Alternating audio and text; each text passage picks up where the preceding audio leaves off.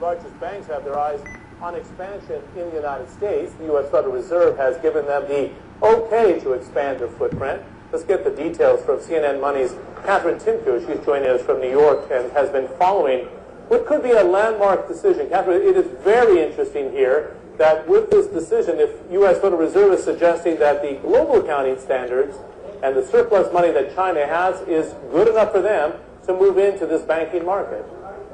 That's right. It's a huge vote of confidence by the Fed for China's regulatory system. Keep in mind that the ICBC is China's largest bank. It has some $2.5 trillion in assets, and it's 71% owned by the Chinese government.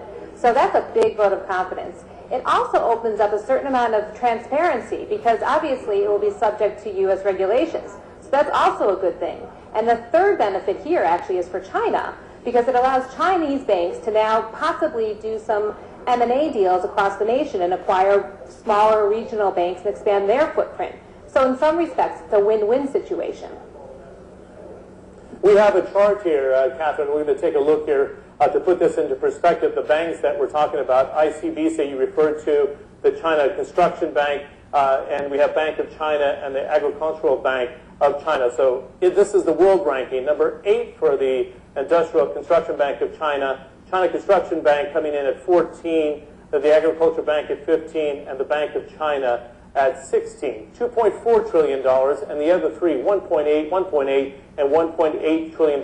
The top 20 banks around the world. With that surplus that China has right now and the ability for these to cover any of the loan losses, particularly in the property sector in China, they feel very comfortable letting these state-run banks go into America and open doors. Some of them already into 3 major markets already. Well, that's true, and it's also something I think that some of the Chinese companies may have been pushing for as well, because as you know, there had been a certain amount of accounting fraud from these so-called reverse merger companies, and that took down the market cap across the board. So there are some healthy companies in China that are saying, hey, we want our market cap to be raised, and this is one way to do it, to open up that transparency. In fact, the other thing I wanted to talk to you about is turnabout fair play. I know the American banks have been trying to make inroads into China, and some of the British banks have bought into equity stakes into some of the big Chinese banks. Within the WTO, financial services have been a struggle for the U.S. and the Europeans to get into China. Do they hope this will open the door swinging back the other way for the U.S. institutions? Well, it might actually do that. Coincidentally, around the same time, I believe that some of the U.S. banks now have the ability to take a larger share in some of the securities sector in China, from 33% to 49% as their stakes can be upped. And that includes big banks like JP Morgan Chase.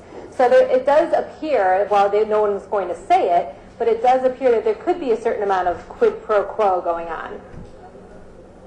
Okay, the political tone.